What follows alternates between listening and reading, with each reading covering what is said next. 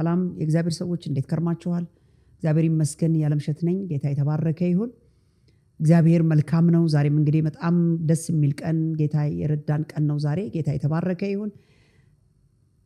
በተጨመረልን እድሜ ደግሞ እግዚአብሔር በሰጠን እድል ከእናንተ ጋር የሆነ ሐሳብን እካፈላለሁ። ዛሬም እግዚአብሔር ረድቶናል። ክብር ለጌታ ይሁን። ቀን ጨምሯል፣ እድሜ ጨምሮልናል። እግዚአብሔር ክብሩን ይውሰድ። ደግሞ የምንማራቸው ትምህርቶች፣ የምናወጃቸው አዋጆች ሁሉ በህይወታችን ላይ ፍሬ እያፈሩ እየሰሩ ስላለ እግዚአብሔር ስለ ቃሉ የተባረከ ይሁን። ክብር ለእግዚአብሔር ለአምላካችን ይሁን። ደግሞ የምትደውሉ ሰዎች እግዚአብሔር ይባርካችሁ። የምታበረታቱንም ሰዎች እግዚአብሔር ይባርካችሁ። በእውነት በጣም አስፈላጊ ስለሆነ ጸሎትም አብረን እየጸለይን አንዳንድ ሰዎች ስላላችሁ እግዚአብሔር ስለእናንተ እጅግ አድርጌ አመሰግናለሁ። ደግሞ ሼር ብታረጉልን፣ ሰብስክራይብ ብታረጉት ደግሞ በጣም ደስ ይለኛል። ያው ቪዲዮን ከፍታችሁ ማየታችሁ ካልቀረ የምታዩ ሰዎች እንኳን ሼር ብታረጉት ብዙ ነው የሚሆነው። ቪዲዮን ያያችሁ ሰዎች ቁጥር ጨመር ይላል፣ ግን ምንም ሼር የለውም። ስለዚህ ሰብስክራይብ እና ሼር ብታረጉት በጣም ደስ ይላል፣ ቪዲዮ ላይ እስካላችሁ ድረስ። በዚህ ደግሞ እንደምትተባበሩኝ ተስፋ አረጋለሁ። እግዚአብሔር የተባረከ ይሁን። እንግዲህ ዛሬ በጌታ ጸጋ የእግዚአብሔርን ሐሳብ ይዤ ከእናንተ ጋር መጥቻለሁ። ብዙ ቅዱሳን በህይወታችን ውስጥ ሁልጊዜ አላለም ልናውጀው የሚገባው ነው። እኔ ፐርሰናሊ እኔ በግሌ ሁልጊዜ ማሰብ ያለብኝ ነገር ነው ብዬ አምናለሁ። የእግዚአብሔር ሉዓላዊ ማንነት ሳውቀው በህይወቴ ውስጥ ለሚገጥሙኝ ችግሮች መላላጥና በመከራ ውስጥ አላደለም እንዳልጸና ከሚያደርጉኝ ነገሮች ነፃ አወጣለሁ። እና የእግዚአብሔር ማንነት ስናቅ ዛሬ ከእግዚአብሔር ማንነት አንዱን ነገር ነው ልናገር የፈለኩት። እግዚአብሔር ወገኖች ሆይ ተዋጊ ነው። እግዚአብሔር ቃል ይሄንን ይላል በዘጸአት ምዕራፍ 15:3 ላይ እግዚአብሔር ተዋጊ ነው ይልና ስሙም ደግሞ እግዚአብሔር ነው ይላል። ግርማችሁም እግዚአብሔር ስሙ እግዚአብሔር ሆኖ ግን ደግሞ አንድ ባህሪ ያለው እግዚአብሔር የሚዋጋ አምላክ ነው።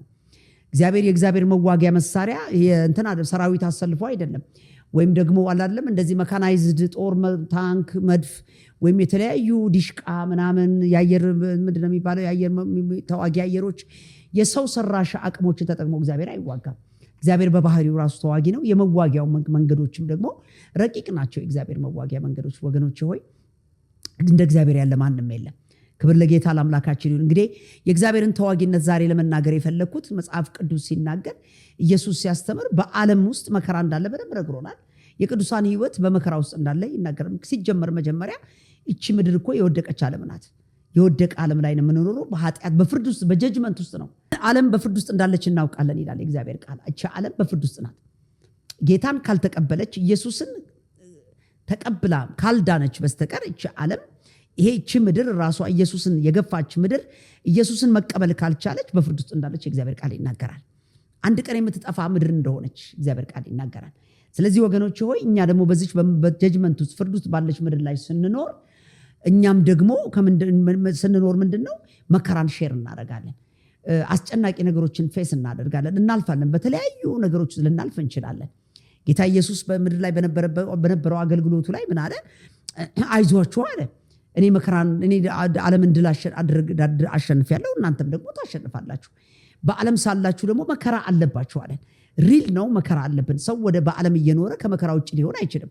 ኢቭን ክርስቲያኖች ስንሆን እና እናንተ ክርስቲያን በመሆናችን ብቻ ዓለም ከምታመጣቸው አንዳንድ አስቸጋሪ ነገሮች ውጭ ነን ማለት አንችልም።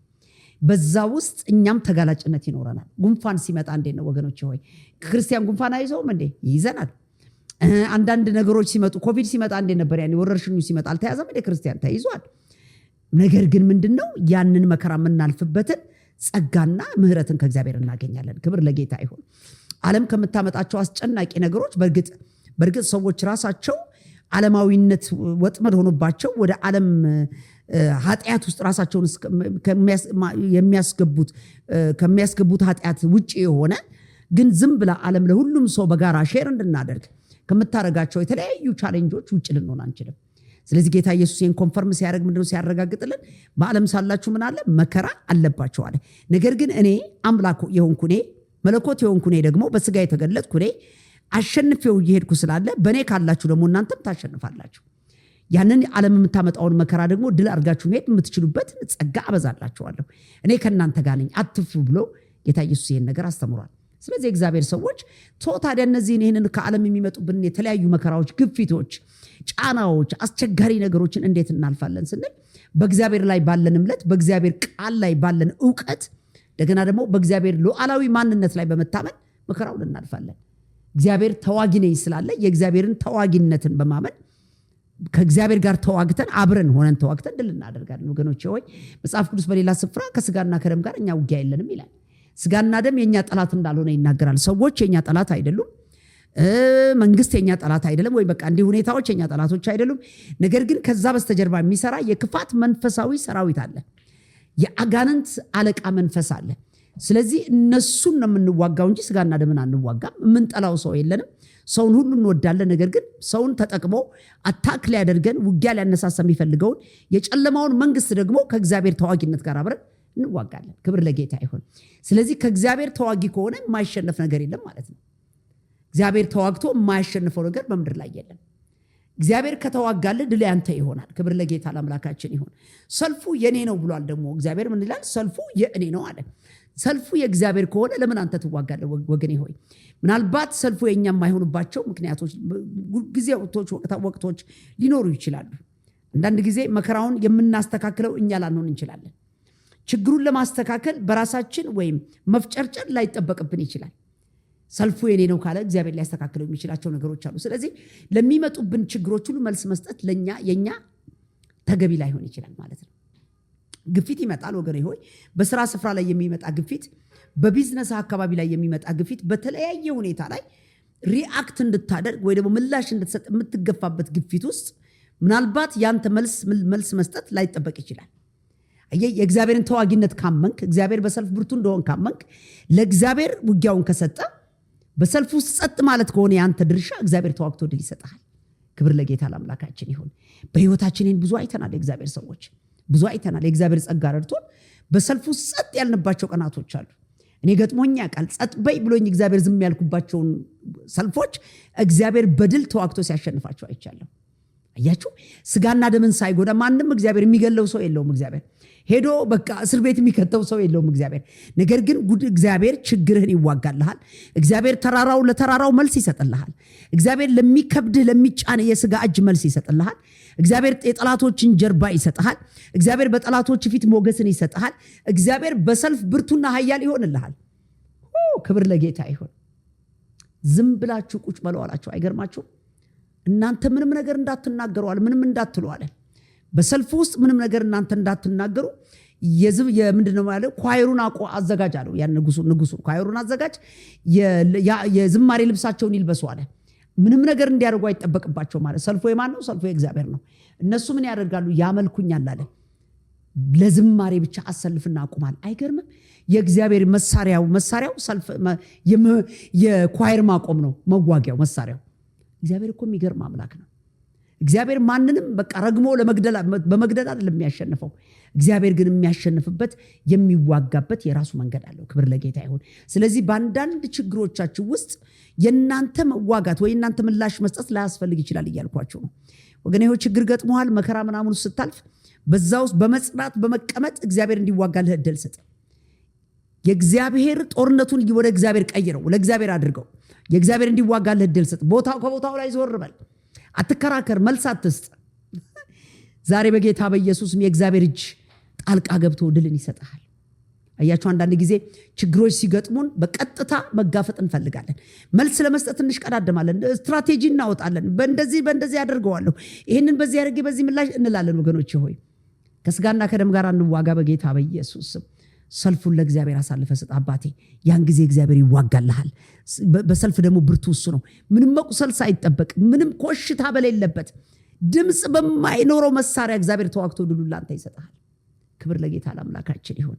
እግዚአብሔር የተባረከ ይሁን። ይሄ ሀሳብ በጣም የሚገርም ነው። ይሄ በመከራ ውስጥ መጽናት እንድንችል የሚያደርግ ትልቅ ጥበብ ነው።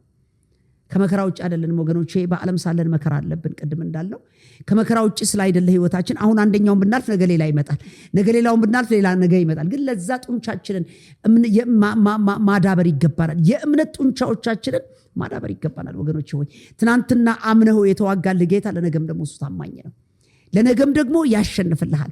በእምነት ላይ ቁም የእግዚአብሔር ሰው እመን። ትናንትና ከመከራ ያዳነኝ ያዕቆብ እኮ እንዲህ አለ። በዛ ቦታ ላይ አለ አንድ ብቻዬን ወደዛ ሄጄ ነበር አለ። ወደዛ ብቻዬን ሄድኩኝ፣ ወደ እናቴ ዘመዶች ጋር ብቻዬን ሄድኩኝ አለ። ስመለስ የሁለት ክፍል ሰራዊት ሆኜ መጣሁ አለ። እግዚአብሔር ተዋጋለት። እግዚአብሔር ለያዕቆብ ተዋጋለት። ወገኖች ሆይ ብዙ ጊዜ ያዕቆብን ምንዳ ቀያይሮበታል። ላባ ደሞዙን ቀይሮበታል። ውጊያውን ለእግዚአብሔር አደራ አሳልፎ ሰጠ። እግዚአብሔር ተዋጊና አንተ ተዋጊ። የኪዳን ሰው ነው ያዕቆብ፣ የኪዳን ሰው ነው። የእግዚአብሔር ዓላማና ሐሳብ ያለበት ሰው ነው። ከላባ ጋር መዋጋት አልፈለገም። ምናልባት ዝምድናው ይዞት ሊሆን እንደሆነ አላውቅም። ምናልባት ለእግዚአብሔር አሳልፎ ሰጥቶ እንደሆነ አላውቅም።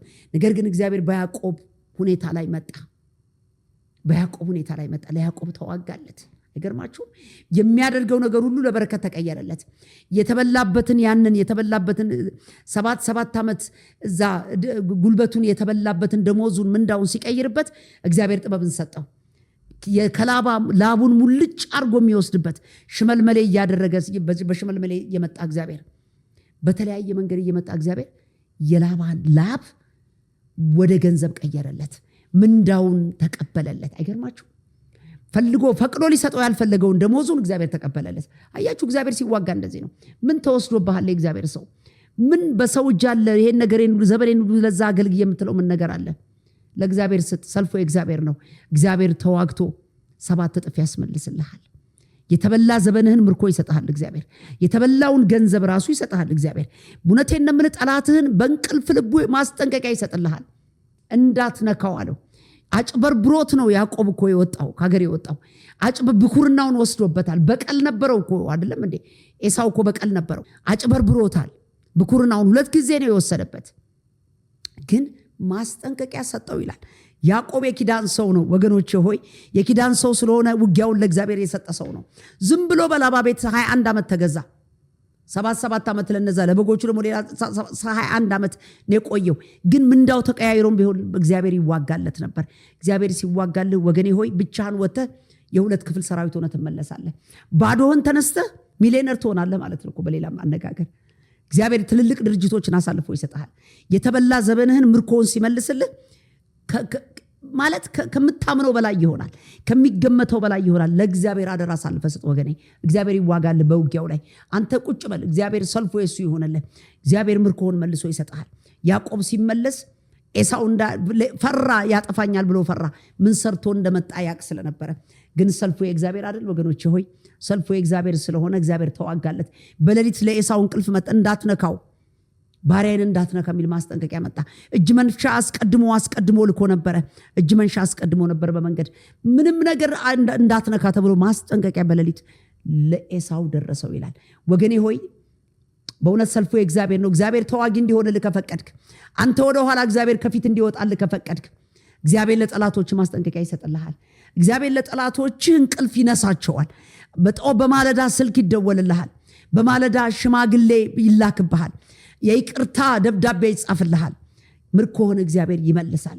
በጠላቶችና የነገርህን ባጭበረበሩ መንደር ላይ ጭንቀት፣ ባንተ ደግሞ እረፍት ይሆናል። እግዚአብሔር ዘመኑን ያንን ነገር ሲያመጣልህ፣ እግዚአብሔር በረከትን ወደ ህይወት ሲያመጣ እግዚአብሔር ይዋጋልሃል፣ ያሸንፍልሃል። የእግዚአብሔር ውጊያ መጨረሻው ማሸነፍ ነው። እግዚአብሔር በዘመናት ተሸንፎ ስለማያውቅ ክብር ለጌታ ለአምላካችን ይሁን። የሚገርማችሁ ነገር ስለዚህ የሚመጣውን ወጀብ ሁሉ መልስ የመስጠት የመዋጋት ኃላፊነት ያንተ ብቻ እንደሆነ እንዳታስብ። የእግዚአብሔር ሰው ከሆንክ እግዚአብሔር ይዋጋልህ ወገኔ። የእግዚአብሔር ሰው ከሆንክ እግዚአብሔርን ካወቅክ እግዚአብሔር በሰልፍ ይውጣልህ። በፍጹም አንተ አትውጣ፣ እግዚአብሔር ይቅደምልህ። እግዚአብሔርን አስቀድም፣ ምርኮ ያንተ ይሆናል። ሰልፉ የእግዚአብሔር ሲሆንልህ ብዝበዛው ያንተ ይሆናል። ጠላቶችህን እግዚአብሔር አሳልፎ ይሰጠናል ማለት ነው። አንድ ወቅት ላይ በገሊላ ባህር አልፎ ለመሄድ ደቀ መዛሙርቶቹ የገጠማቸው ወጀብ ነበረ። ገርማችሁ ትልቅ ወጀብ ገጠማቸው ይላል። ወጀብ ገጠማቸው። ነገር ግን ያ ወጀብ የነሱ አልነበረም። የእግዚአብሔርን ጣልቃ ገብነት፣ የኢየሱስ ክርስቶስን ጣልቃ ገብነት የሚጠይቅ ነበር። የሚገርማችሁ ነገር ምክንያቱም የደቀ መዛሙርቶቹ ጉዞ ትንቢታዊ ስለነበረ ወደዛ እንሻገር ካለ ትንቢታዊ ጉዞ ነበርና በዚህ ትንቢታዊ ጉዞ ውስጥ የእግዚአብሔር ሐሳብ ነበረበት። ስለዚህ ለመጣው ወጀብ እነሱ መልስ ሊሰጡ የሚችሉበት ምንም አቅም አልነበራቸውም።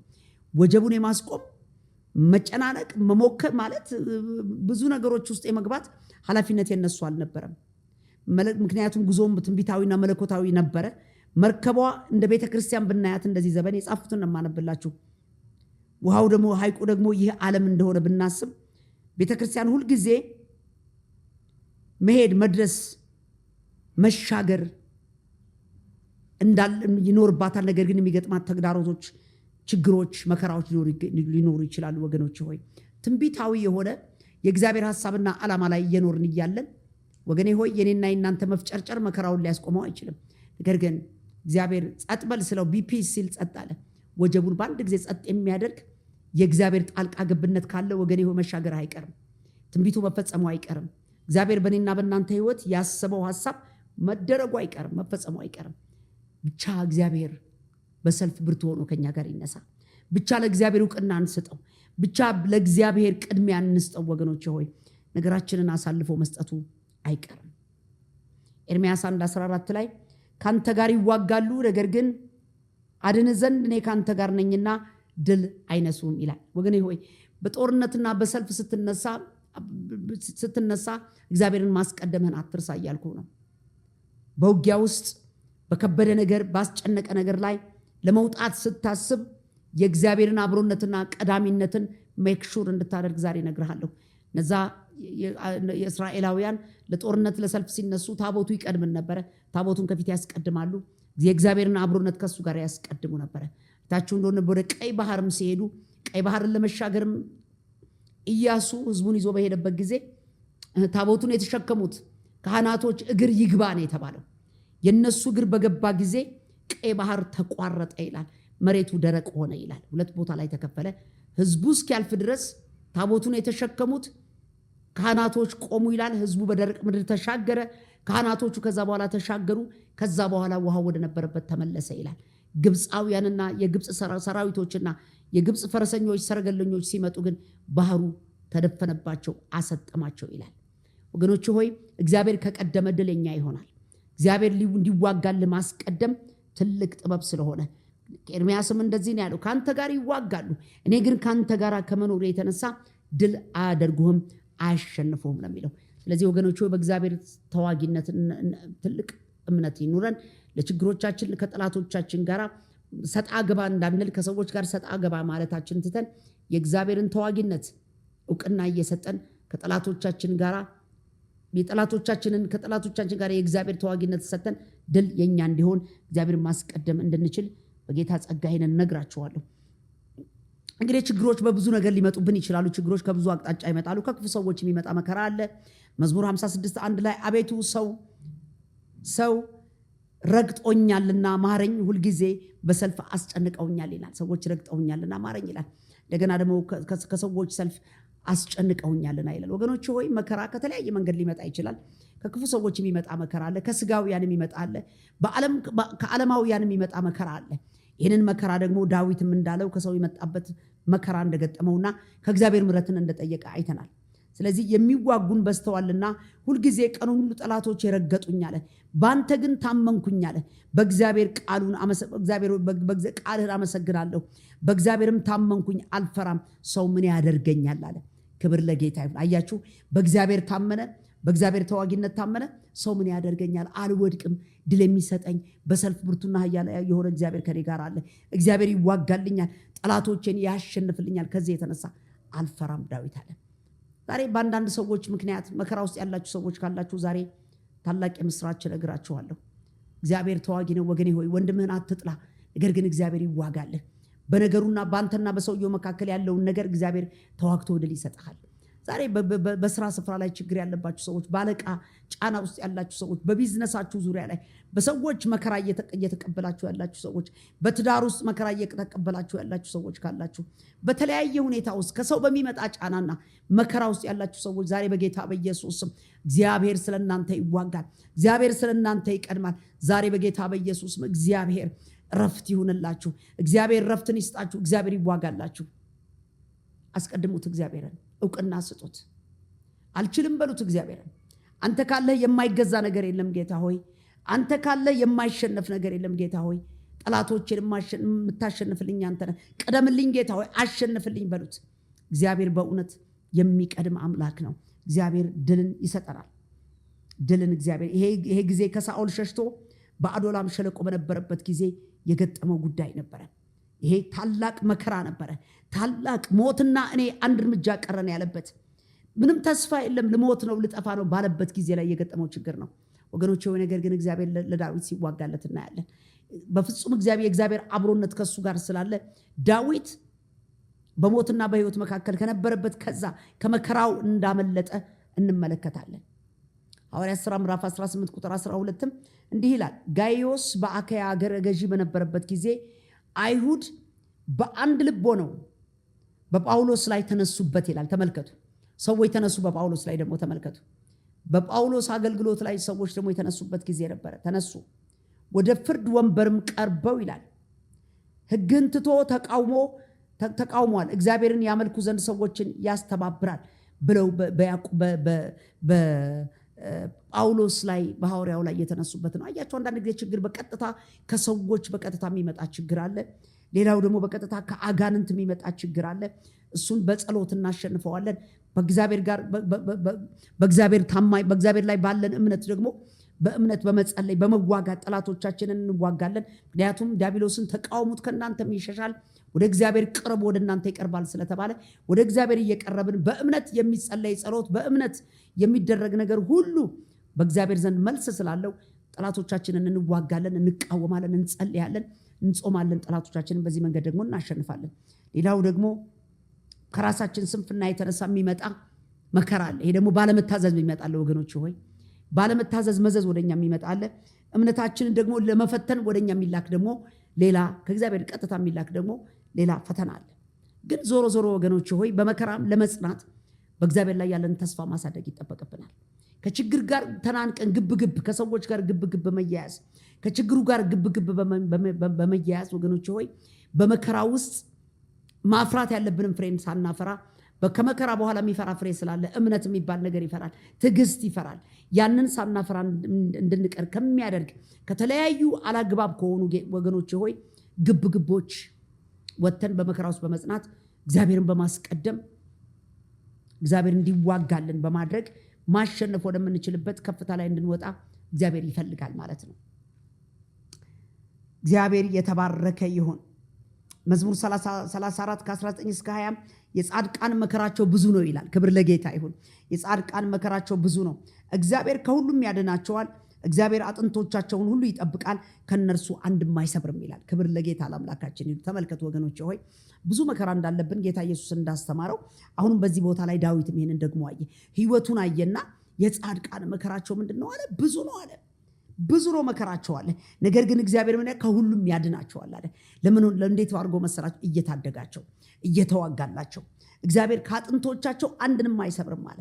ሞት አይደለም እኮ ወገኖች ሆይ አንድም ጉዳት ሳይደርስባቸው እግዚአብሔር ተዋግቶ ጻድቃንን ከመከራቸው ነፃ ያወጣቸዋል፣ ድልን ይሰጣቸዋል አለ ይላል።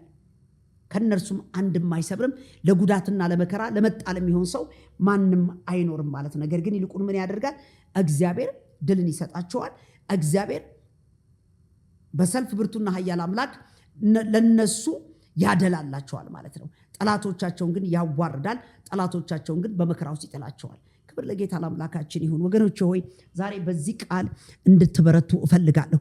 በየትኛውም መከራ ውስጥ ያላችሁ የእግዚአብሔር ሰዎች በየትኛውም ቻሌንጅ ውስጥ ሊሆን ይችላል፣ በየትኛውም ፈተናው ከሰው የመጣ ሊሆን ይችላል፣ ከክፉ ሰዎች ወደኛ የመጣ ካለቃ ሊሆን ይችላል፣ ከስራ ባልደረባ ሊሆን ይችላል፣ ከወዳጆቻችን ሊሆን ይችላል፣ ከተለያየ ሁኔታ በሰው ብቻ ተገፍቶ ወደኛ የመጣ መከራ ውስጥ ያለን ሰዎች እንኖራለን። አንዳንዶቻችን ደግሞ በራሳችን ስንፍና ባለመታዘዝ ወደ ራሳችን ያመጣነው ፈተና ያለን ሰዎች ሊሆን እንችላለን። ሌሎቻችን ደግሞ እንዲሁ እግዚአብሔር ራሱ እምነታችንን ለማጠንከር እምነታችንን ቴስት ለማድረግ ወደኛ የተላከ መከራና ቻሌንጅ ሊኖር ይችላል። ዛሬ ግን አንድ ነገር መልእክቴ አንድ ነው ወገኖች ሆይ በመከራ ጽኑ በጌታ በኢየሱስ ስም። በመከራ መጽናት ይሆንልን።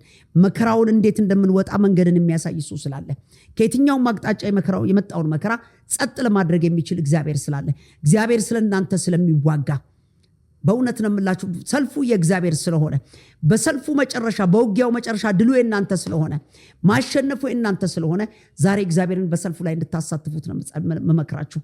አትጋፈጥ ወገኔ ሆይ እግዚአብሔርን አስቀድም። በእግዚአብሔር ላይ ባለህ እምነት ለእግዚአብሔር ነገርን አደራ አሳልፈህ ስጥ። እግዚአብሔር ራሱ ይዋጋልሃል። እግዚአብሔር ራሱ ያሸንፍልሃል።